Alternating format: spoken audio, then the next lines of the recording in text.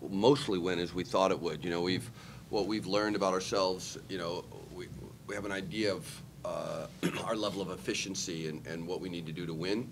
And the first set we just made some, I'd say, uncharacteristic mistakes. We made too many errors, and then you're going to lose that set. And it was close. And the same thing in the third set, and that was the message on the side, or after we switched sides after the third set. We missed a half a dozen service errors, and when we do that, if we're going to make that many errors and shorten the game for the opponent, and you know, the game's going to be close, or we're going to lose. And then the fourth set, you know, we settled down and got into a nice rhythm offensively, and then you know, some good service turns and set up the blocking and defense, and I thought we kind of got back into, you know, the level that we'd been playing at for quite some time. So good night to end. Good for it to end for us on a you know, in rhythm like that, where we're playing at a high level and looking for the matchup tomorrow night. We'll start with questions for the student athletes. Larry Bain lives here from off the block. You look at Ohio State offensively. What challenges do they pose for you as a back row player? Well, I think all around, their pin attackers and their middles are really efficient. I know they have a great serving pins, and so I think just all around, what makes the job easier for the back row just in general is that our blockers set up well. So kind of just approaching it like how we usually would, you know, just set up the block well, so it makes it easier on the back row defense. But just generally, our team is really scrappy. So for any of our back row guys, I think that playing the tendencies is always helpful for us.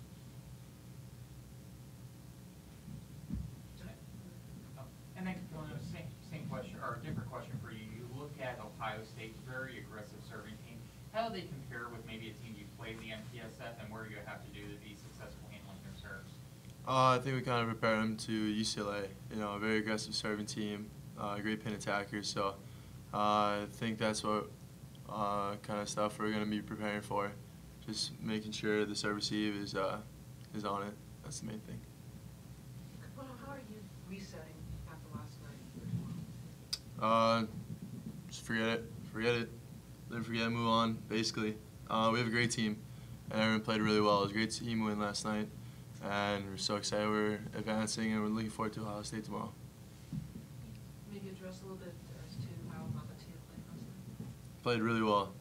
Hats off to him. He came in, kind of steadied us out, especially with the last serving run in the fifth set especially. And Brett stepped up huge. He played amazing, and that's what we need from him. For any of you, could you just describe the challenge of not only playing the #1 team, but playing the #1 team on their home arena? Well, I think we're really excited. We never got to play Ohio State last year when they won the national championship, and we never got to play them this year. So we're super excited, and especially being passers here, we want to see what they got. We want to see what kind of serves they bring, and playing their home court is just that much more special. And I think we're really excited to have them in the semifinals too, rather than meet them in the finals. Tui, same question. Well, yeah, I think that we all play this game to, you know, play the best of the best, and Ohio State is definitely that, especially from last year. And so, you know, I'm really excited to see the strong serves that they bring and just the all-around effective team that they have. So, you know, it's fun when you watch high-quality volleyball, especially when you have two strong teams go at it. I think it'll be a fun match to watch. Chewy, I know you've been asked this question a lot, so I apologize. Probably 10,000th time you've gotten it, but obviously started your career at USC, came back to Hawaii. What made you want to come back to Hawaii and join this team? Yeah, you know, there's a lot of things. You know, financially, kind of just homesick as well. But, you know, after my first year, I was kind of, you know, because everyone's saying, you know, after your first year, you know, it's your toughest year. So I thought I'd stick it out one more semester at least. And so I did, and I just wasn't feeling it personally. And, you know, I talked it over with my parents and got to talk to Charlie for a little bit. And he gave me the opportunity to come back, so I was very thankful for that. And it's a lot easier being home, especially with my family there. And you know, just being in the place that I grew up in and where I love. And so, you know, that's kind of how all that happened, you know. But it was a smooth transition for sure, you know. Everyone back at SC, I'm still good friends with them, you know, still good friends with Coach Nygaard and Coach Ferguson. And, but yeah, kind of just smooth transition. It was real good. Well, talking about your transition, you know, you were obviously outside attacker playing libero this year. First year really as a libero. You know, is there a different mindset at all being libero and going in and out as opposed to, you know, playing every single play as an outside attacker? Yeah, absolutely. So definitely, I kind of got to learn the game from a different angle. A lot of the time I played middle back defense, and now I'm learning, dig different angles from the middle. I kind of got to react a little faster, digging line, and kind of just overall, I kind of get to, handle the serve receive and kind of communicate and be the leader of the defense, which is pretty nice. And kind of get to see the game from a kind of holistic point of view. And so, yeah. And I do want to ask, I believe there was a story that was discussed, or you called Charlie when you were at Cheesecake Factory or something along those lines to talk about coming back. What was on the meal during that cheesecake dinner? I was at Cheesecake Factory. What did you order? I couldn't tell you. It was the day after Christmas, and we were going to see Star Wars. So I do have I to remember ask that. then, because this upcoming match is going to be on May the 4th. Who would be the best Jedi on your team? Yeah, I think we got a group of stormtroopers. Tui, Stein last night said that, looking at when he watched Capano and Pimber on the sidelines to the seniors, and you guys are down going into set 4, that he said, no, I want to play at least one more match with these guys. Was that going through your mind, and especially maybe address the fact that you guys played high school together, and how much you wanted to play again, to make sure that the seniors have a good match? Right. So, yeah, a lot of what we do is, backed up by the seniors, and they're the foundation of this team for sure, just by work ethic and just naturally overall just good people. And, to be with that kind of player and person and to be friends with them is real special, and it doesn't happen on every team, especially with, the tightness that we have with this group. And so, we want to do it for the seniors. We want to do it not only for them, but, for the coaching staff, for the community, for Hawaii, and, to know that they're leading the team and they're supportive of whoever's in and whatever happens and whatever situation we're in. They're always supportive of that, and that's all we can ask for. But with you folks being high school teammates, how much? Yeah. 102, how much is that? Well, it means everything. No, not just kidding. Oh, it's just special that he got to come home where he should be, and the chance we get to play against together. So, and to be here in the championship, so that's truly special. Rick, too. Larry, question for you. You guys are on a 6-hour time difference, where you're usually used to. Have you guys had to do anything to just make sure that, your bodies are good and all that stuff? Well, I know personally, when I first got here, even now, I kind of fall asleep a little late, but, kind of trying to limit sleep during the day so we could catch up at night. And just usual, stay hydrated, keep eating meals, and, just trying to get acclimated a little better every day, a little bit every day. Yeah, it was definitely a little different to adjust in the beginning because we took that 8-hour flight over from Hawaii, and our whole sleep schedule was a little off. But I think we're better now. Even last night didn't even feel that late, but then we look at the clock, it was like 10 o'clock. Yeah, it was like when we ended the game, so I didn't even feel that late, but I think we're adjusted now. I think the coaches do a good job putting us on a good schedule, routine for breakfast and all that stuff, so no, I think we're good. Capone, on a little bit of a serious note, I do want to ask you, 1 or 2 years ago, I believe, you did a PSA speaking out against domestic violence. What made you want to talk about that issue and do a PSA about it?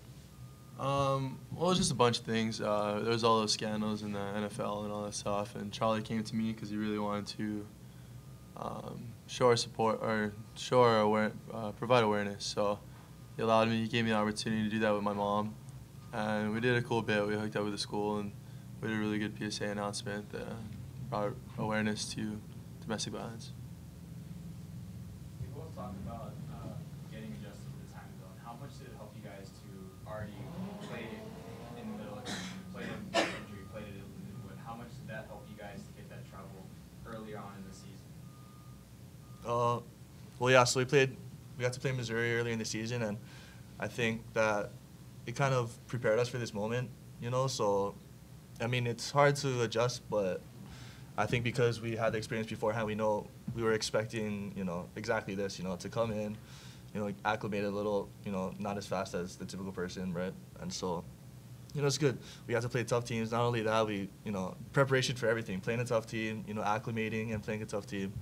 And so kind of this whole season was pretty much preparing for this tourney.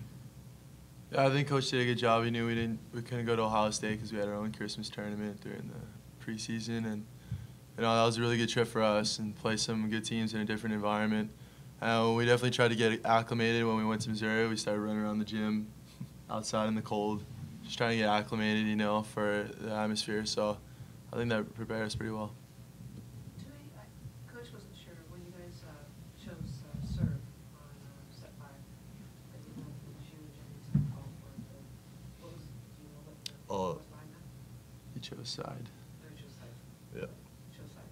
Yeah, Oh, he yeah. chose the Where's good the- side, yeah. Oh yeah. Was there a reason for that? Because every team won on that side. Yeah. So we wanted that side. Yeah. It worked. Charlie, what most concerns you about Ohio State?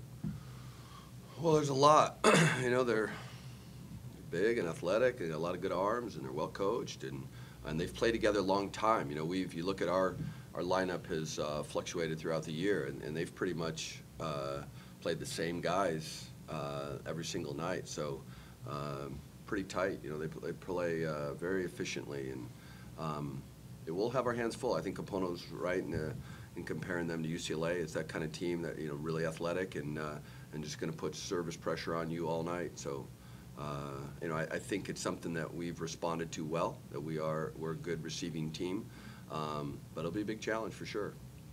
So, we got any more for the student athletes? One more Yeah. question for either of you two. You guys are used to having big crowds back in Stamp Sheriff Center. You guys had a nice crowd come out to support you. What does that mean, and how much did that provide some support for you guys to pull it out last night? Well, it meant everything to have everyone come out from Hawaii. Yeah, we had a decent crowd. It was really exciting to see. They bring the flag for us, and it was really cool. And we're used to playing in a big gym, but it was different. It was a different feeling. It felt quiet compared to the stand, because there wasn't that many people. So I think that helped us more to try and bring our own energy and try and change and try and be the environment in the gym. So that was good. Guys, thank you. Feel we're ready to practice. Cool. Thank you. Move on with questions for Coach.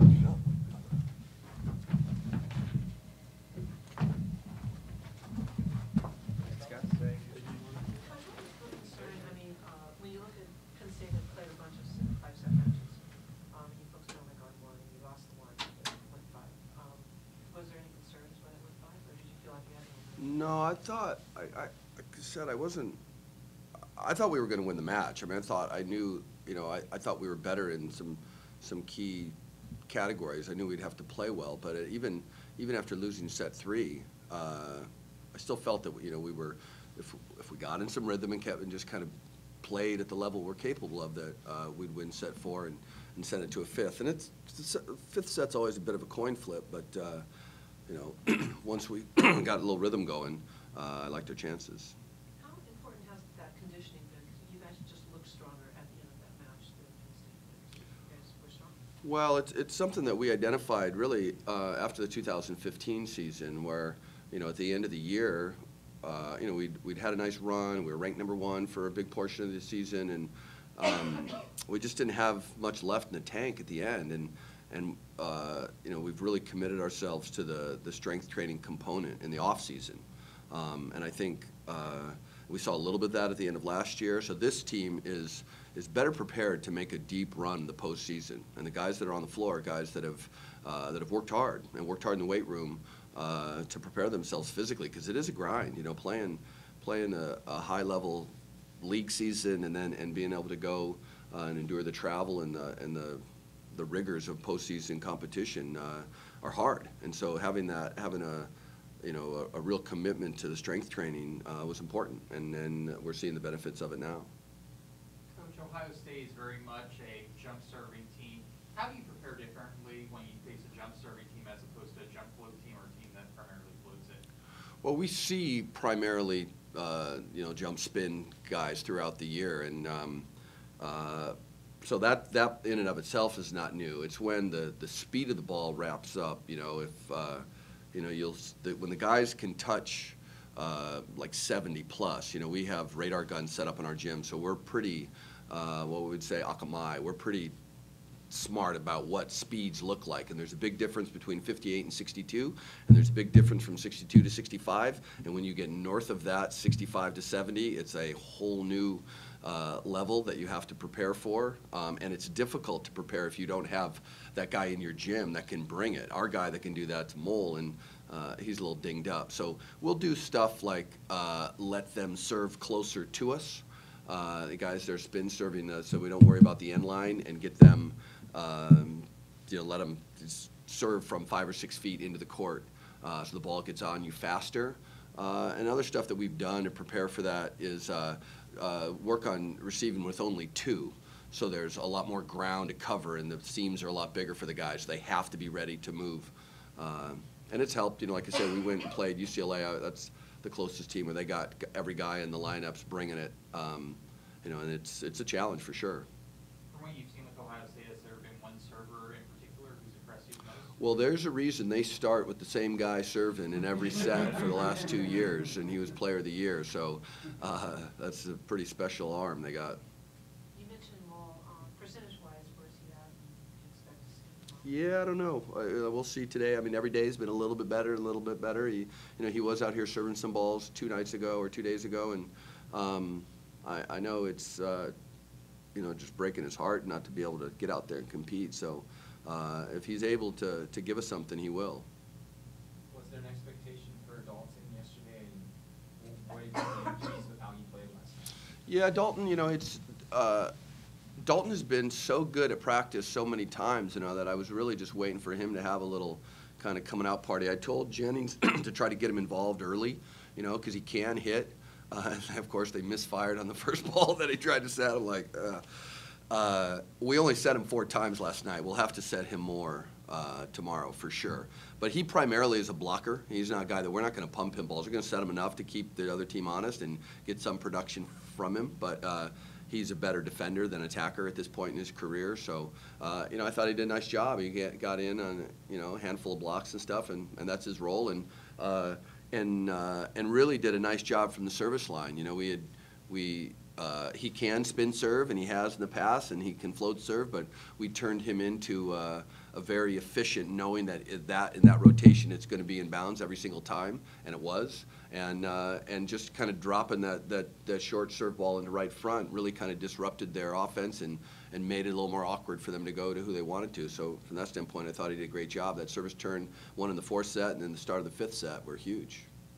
What are you going to most remember of the senior class for what's their legacy, especially with Capono and with Jennings?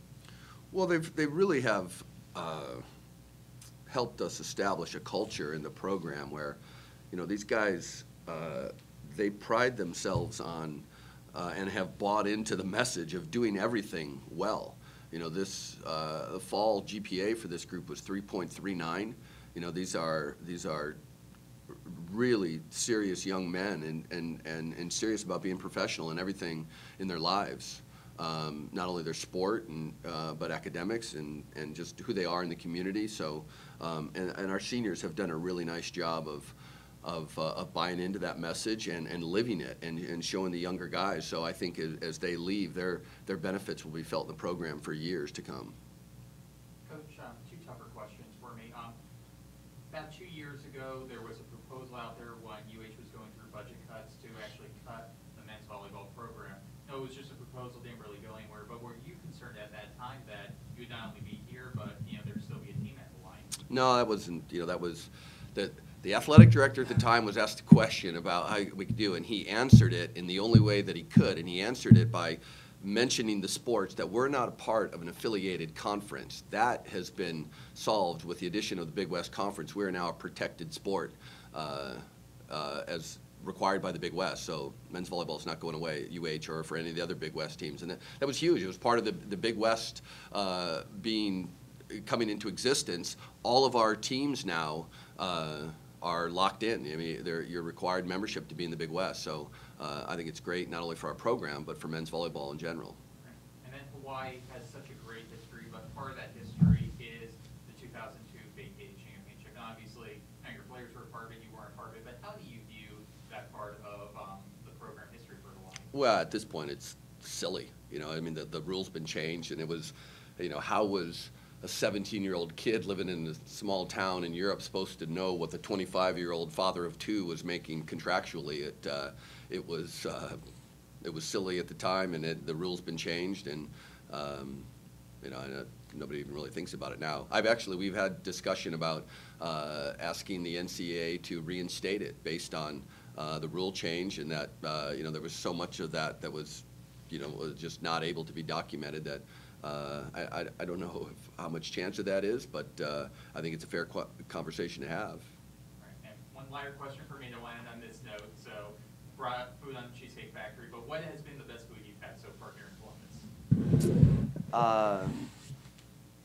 We've been pretty dialed in, and I've just gone out of the hotel, and it's been hard finding. Our schedule's been a little different, so I haven't done too much of the local fare. Last question for me. Last night's match, what was more of a pleasant surprise to you, Rose's performance or Austin's performance?